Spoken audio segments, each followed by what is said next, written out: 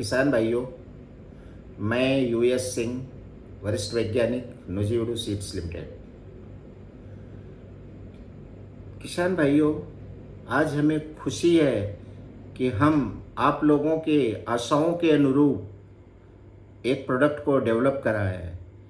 गेहूं का ये नई किस्म, नया प्रोडक्ट, इसे हम NWS 2214 के नाम से जानते हैं।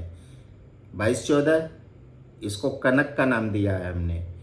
यह किस्म बहुत ही प्रभावशाली, बहुत ही पैदावार देने वाली और बहुत ही उन्नत किस्म है। इस किस्म की कुछ खास बातें मैं आपको शेयर करता हूँ। यह किस्म मध्यम अवधि की है, मध्यम ऊंचाई है, मोटे तने होते हैं इसके, लंबी बाली होती है, लंबी और मोटी बाली होती है। बालियों में दानों की संख्या अन्य प्रजातियों से ज़्यादा होती है। दानों का शेप, साइज मोटा, सुंदर और चमकीले होते हैं, भरे हुए दाने होते हैं।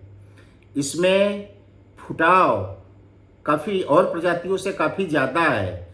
कल्लों की संख्या, फुटाव मीन्स कल्लों की संख्या काफ़ी होती है, जिसके वजह से इसकी यील्ड अन्य प्रजातियों से, पैदावार अन्य प्रजातियों से काफ़ी ज़्यादा है।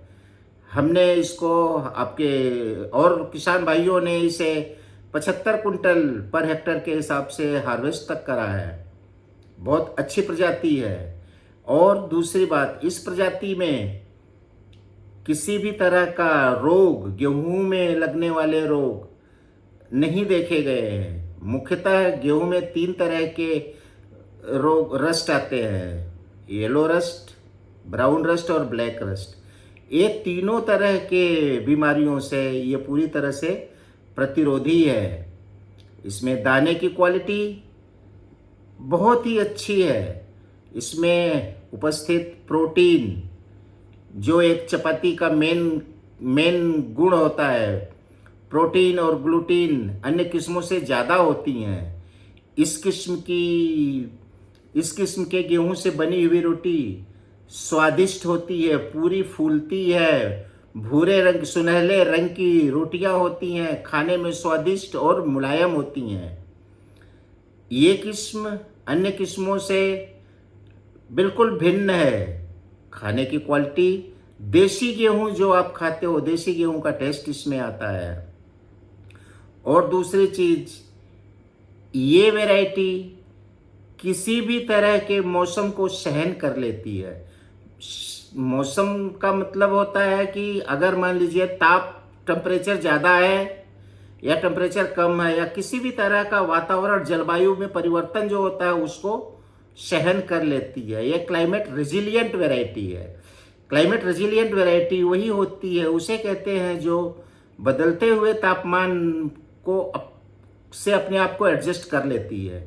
जैसे मान लीजिए गेहूं की किस्म में जब दाना का भराव शुरू होता है, यानी जब मिल्क स्टेज आती है, उस स्टेज में जब गर्म हवाएं, हॉट वेव्स, लू चलने लगती है, और आपका गेहूं की प्रजातियों में दाना भी मिल्क स्टेज में है, थोड़ा सा हार्ड होना शुरू हो रहा है, उस स्टेज में अगर गर्म हवाएं चलती हैं तो दाने का भराव बढ़िया नहीं होता है, दाना श्रिविल्ड होता है, दाने का वजन हल्का हो जाता है। इस तरह से उसमें यील्ड कम हो जाती है, कम आती है। लेकिन इस प्रजाति में उस तरह का नुकसान बिल्कुल नहीं है, क्योंकि ये बढ़ते हुए तापमान को ये सहन करती है। दाने में भराव, दाने की क्वालिटी में कोई फर्क हाई टेम्परेचर का नहीं आता, जो इसके लिए जो इसकी उपज बढ़ाने के लिए बहुत अच्छी है, जो अन्य प्रजातियों में कम पाई जाती है। ये प्रजाति क्लाइमेट रेजिलिएंट होने की वजह से इसके पैदावार पे वातावरण का कोई असर नहीं पड़ता। जैसा कि आप जानते हैं कि अगर किसी गेहूं के किस्म में टेम्परेचर बढ़ता है, 1 डिग्री सेंटीग्रेड बढ़ने पे 6% यील्ड लॉस होता है। गेहूं में ऐसा रिसर्च है, ऐसा है कि अगर टेम्परेचर राइज करता है, उस वक्त 1% बढ़ता है, 1 डिग्री टेम्परेचर बढ़ता है तो 6% यील्ड लॉस होता है। एवरेज टेम्परेचर जो होता है गेहूं के पकने के लिए 20 से 24 डिग्री सेंटीग्रेड होता है। अगर इससे टेम्परेचर, एवरेज टेम्परेचर बढ़ा तो आपकी पैदावार पे असर आता है। वो असर इसी तरह से है जिस तरह से 1 डिग्री पे 6% इल डाउन होती है, जिसके वजह से ये वैरायटी में ये चीज़ नहीं है। किसान भाइयों को पूरी तरह से उनकी आशाओं के अनुरूप यह वैरायटी डेवलप की गई है। कम खर्चे में अधिक से अधिक लाभ किसान भाई पाएंगे, किसी भी प्रकार की उनको नुकसान नहीं होता है, पर जलवायु का कोई नुकसान नहीं होता है, अधिक पैदावार पाएंगे। और ये वैरायटी का किसान भाई खुद लगाएं और अपने दोस्तों को, अपने रिश्तेदारों को, अपने जानने वालों को ये वैरायटी लगाने के लिए प्रेरित करें, ताकि जिस तरह से वे इस वैरायटी से लाभ ले रहे हैं वैसे उनके जानने वाले, उनके दोस्त और उनके रिश्तेदार भी इस वैरायटी को लगा के लाभान्वित हों और अपनी इनकम को बढ़ा सकें। धन्यवाद।